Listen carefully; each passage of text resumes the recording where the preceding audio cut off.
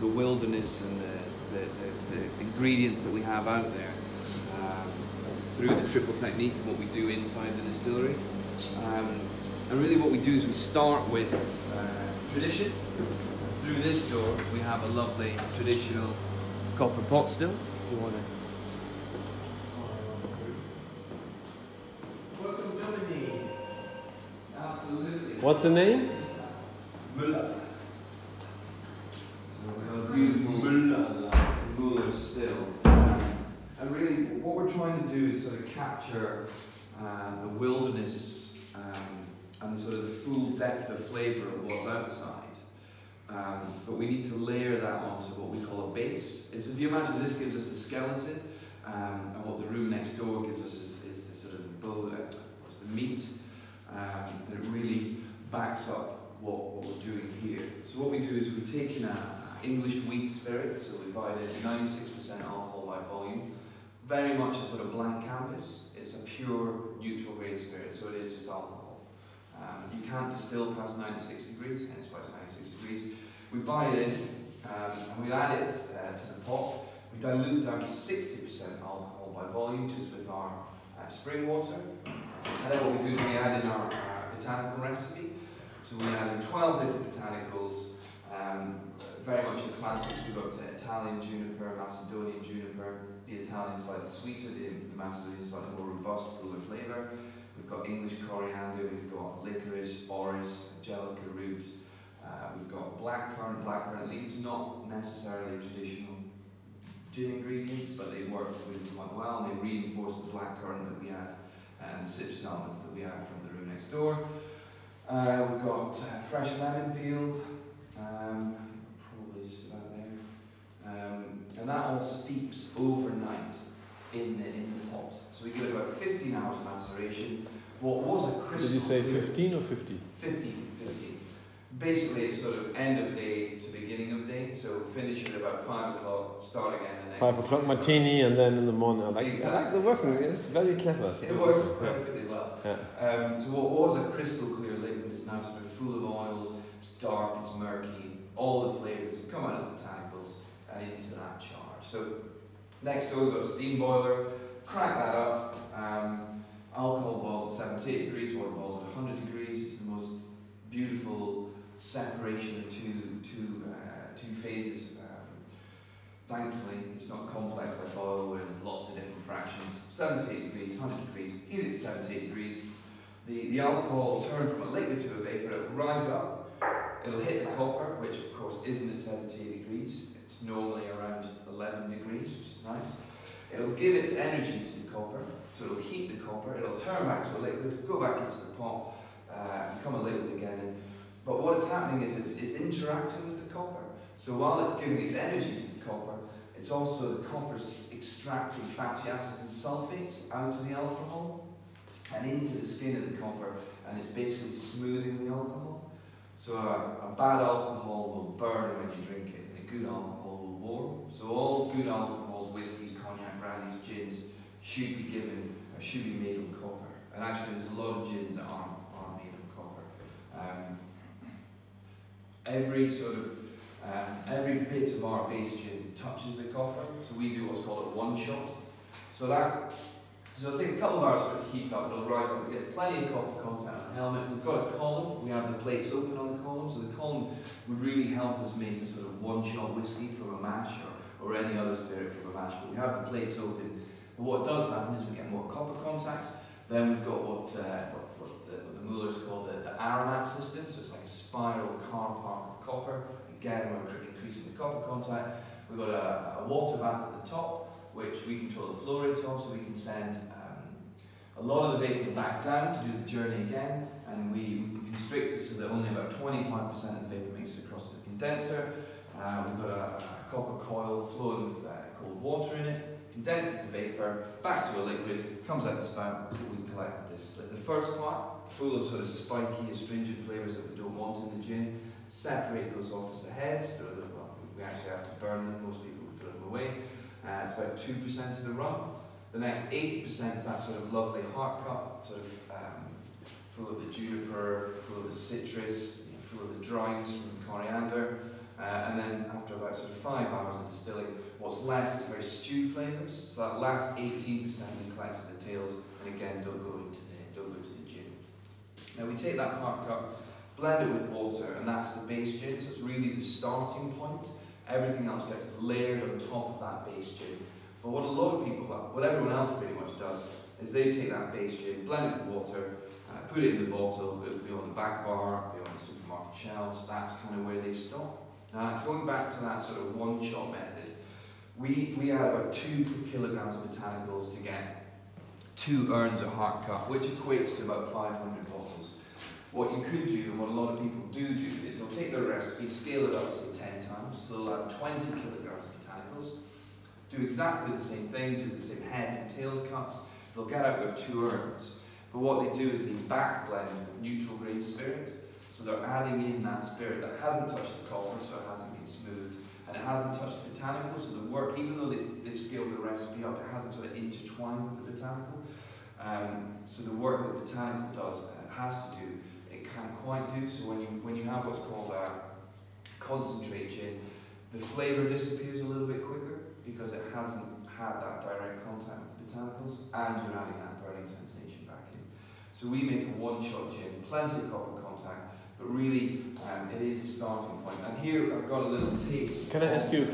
Yes, one shot means you distill, so you do one distillation. Yes. So you get on this side of the distillation like whatever liter, and then you lower it down, or you distill it to the point, but you still add some water. No. So we distill it. It goes in at 96%. So it goes in at 96%. We blend it to 60%. Yeah. It comes out at about 88%. Yeah. So and then we add give a little water to 45. Yeah. Exactly right. But then no further stretching it with. So for stretching it, you do exactly the same thing. Yeah. But except then you add back some. blend. So Yeah. I missed that. You would get those 2 urns, but you would then add 10 times that volume with the neutral grain spirit. Yeah. Then you'd add the water. Yeah. That I makes got sense. it. Mm-hmm. How many seconds? So we've got 4. 1, 2, 3, 4. None of them are active. Not for the gin. We feel, I know it's not, I don't know if anyone's done any work with it, but there's a sort of feeling that if you have the plates closed, you're holding flavour back. So we don't have the plates. We have them open so that everything gets through. So there's not a separate distillation of each plate. Oh. What I've got, if you care to try, is just a little bit of the base. So this is the base gin. Thanks. So after or before distillation? So this is what comes out of the still blended with water. So it's akin to a London dry gin. So this is our starting point. Yeah. So then everything we skeleton. Everything we add from that room. So hopefully you find it to be quite sort of very palatable. Yeah. Quite strong juniper. Mm. And hopefully nice and dry. Yeah, it is totally. And that's really kind of the smoothness and the dryness really comes from this. Yeah. And then the freshness and the depth of flavour we add on through the rotovamp and the vacuum still. So this is what a lot of people do and a lot of people should do, and then it's next door that kind of separates us. The magic. The magic, yes. Magic. So without Chris Garden magic. Without further ado, we'll go back. The good news is this room's much warmer as well. So. What does Muller call the last one? The aroma? The aroma, yeah, it's like an aroma head. Aroma head, yeah. Looks like Alet Cortina and Monica Beck were here, huh? Yes. The panda. That was just so here we've got the rotor evaporator or the vacuum still. Do come much closer. Have a little bit of water first.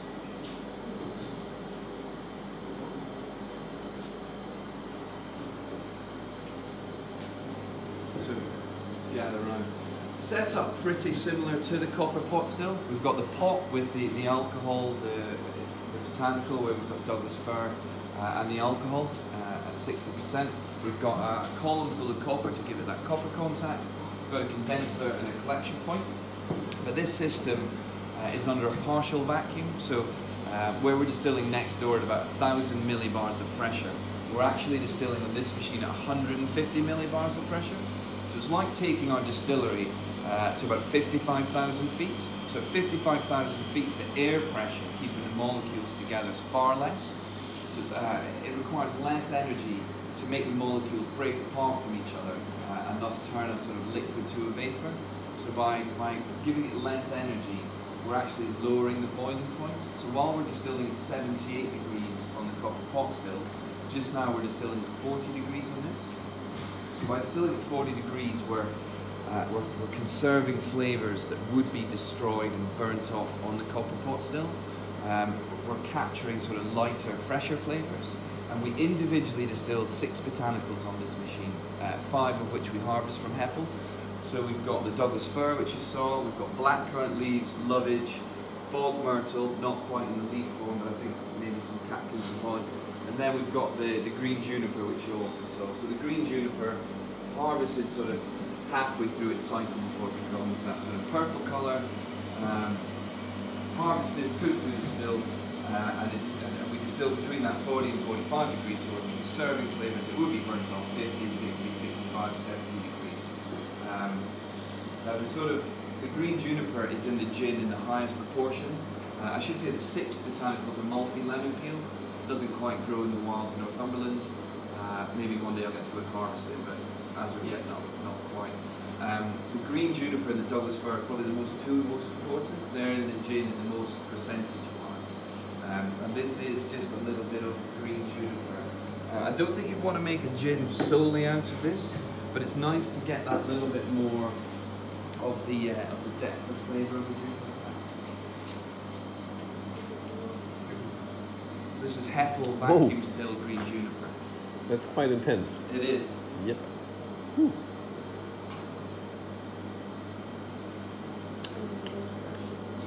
It's not juniper as you know it, if you know what I mean. No, it's different. You kind of know it's juniper, but not in the traditional form. So you get all these. And I've actually got some of the bog myrtle and the Douglas fir if you want to try that. One thing is smooth, and is it also for the sulfur? I think a lot of the sulfur, a little bit of the sulfur. I mean, it's that finishing, that polishing, if that makes sense. Because what we buy in is possible. We could dilute that and drink that, but it's just got a little rough edge. So yeah, the copper and the copper in that machine will just take out that last little bit of sulfur. The great thing with making gin is that I can never really kill anyone because there's no methanol in it. It's pretty. But the raw material you buy, is it something they had already a recipe for, or you just had your own ideas about how you're... Exactly. So we wanted like the most neutral tasting alcohol. We wanted all the flavour to come from the botanicals. So we tasted lots of different organic bases, barley bases, wheat bases, but we wanted that sort of cleanest base. And the English wheat was just exactly what it was perfect. It was that kind of crystal clear. Yeah. Same with the bread. Tasting. Absolutely. So this machine really kind of captures freshness. And there's a few people using it in the gin game. Not many, and I don't think many have the link to the outside, where they can harvest the botanical on the distillery doorstep, cut it, get it in the vacuum still, and distill it. But what I'm pretty sure no one's using is this lovely, this lovely grey box in the corner. Nobody understands. Don't try the oil. I know, I had some on my hands. It would stay. So this is our supercritical fluid extraction column. I'm afraid to say it's not much more exciting than that, but this is the column, and actually the column itself weighs about 160 kilos, and it's sort of that thick stainless steel. So the column itself is only really that size. And what we do is we grind up organic juniper that we buy in. We grind it up, we stuff it into the column, we put the lid on, we close up the valves, and we pump in liquid CO2. So that little sound you heard is actually an air pump in the bottom there, pumping in the CO2. And we pump it till we get to around 3,000 psi, which is about a third of the way to the bottom of the ocean. So with the vacuum still, we're 55,000 feet up above. With this machine, we're about a third of the way to the bottom of the ocean. It could go to 10,000 psi, but actually every sort of ingredient that you put in it operates best at a different pressure and a different temperature. So at the same time as we're getting it to 3000 psi, we're also heating it to 40 degrees. So at 40 degrees and 3000 psi, that liquid CO2 turns into a supercritical fluid. So a supercritical fluid acts like a liquid and a gas at the same time. So it can kind of permeate space like a gas and extract flavor like a liquid. So once we've hit that setting, gently open this valve. The CO2 wants to go from high pressure to low pressure through that bed of ground up juniper, sort of squeezing the soul out of the juniper. It comes down a little needle, it deposits this beautiful golden oil, and the CO2 is taken away. So if you just give this a little... Are you using any ethyl alcohol in there too, or is it just CO2? No, there's no co-solvent. Just, thankfully, and that, you know, you're getting flavours from that you just can't get from distillation alone. It's kind of a tricky machine. It really requires, I mean, you do get slightly more modern machines, but it's a lot of maths and there's a lot of just tweaking because temperatures and pressure are directly linked. If you increase the pressure, you increase the temperature, so you've kind of got to just nudge it up slowly. But what you get from it is just incredible. You're getting flavours that you just don't get. Now we do have a little sample of that CO2 extracted juniper and alcohol. It's probably worth smelling it, tasting the gin, and then going back to tasting this if you want to taste it, because it is quite powerful. If you get a droplet of that, everything's going to taste the juniper. It doesn't matter how much mustard you put on your steak. So don't try it? How long was that? To have all those grinded botanical in there transferred to oil? So that's a day's work. So there's about 600 grams of ground up juniper in there, and that'll flavour quite a lot of bottles. You know. So how many mils gonna be? Mils? Milligrams. Milliliters. So that's probably about 20. And 50 mils, I guess. Nick told me that 50 mils would be good for like 5,000 bottles or what? 5,000 bottles. He might have over-egged that a little bit. I think it's probably typical Nick. Typical Nick, yeah. It's not a mile off, but it's about that. I mean, we don't give away the exact. Yeah, for sure. Please not. But keep it. Just from yeah. I can find out the exact number per mil. So 600 grams, 20 mils in 25 on a good day. No, in about 8 hours. Yeah, so like the working day.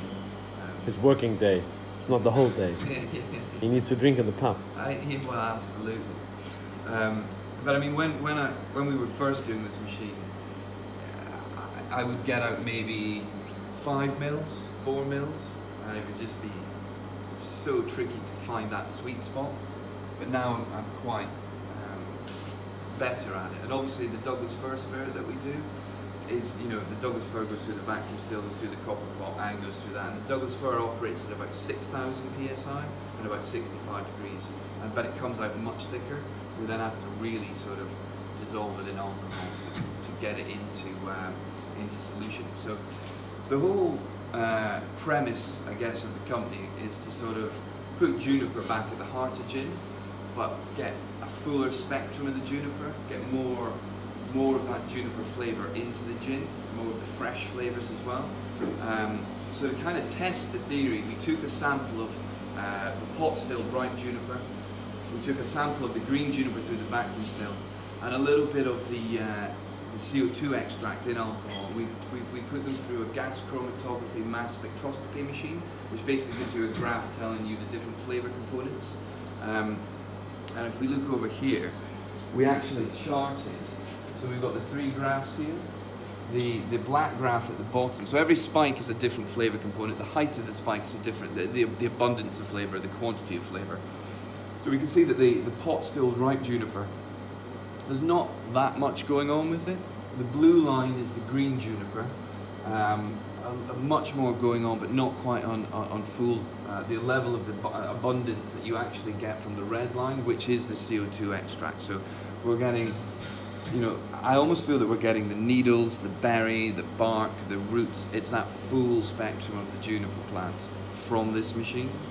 And it really does add to that sort of depth of flavour. It works so well in a martini, as we will find out very soon. We checked a few already.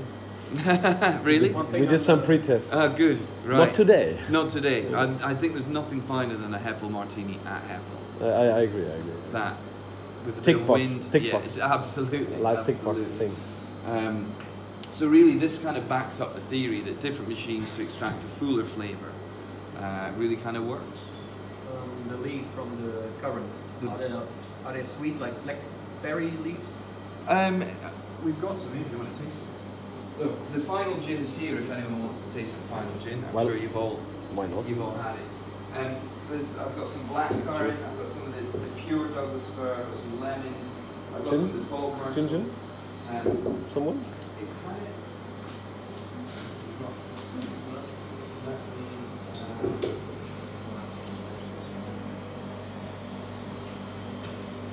Or you could drink the gin and then Not bad.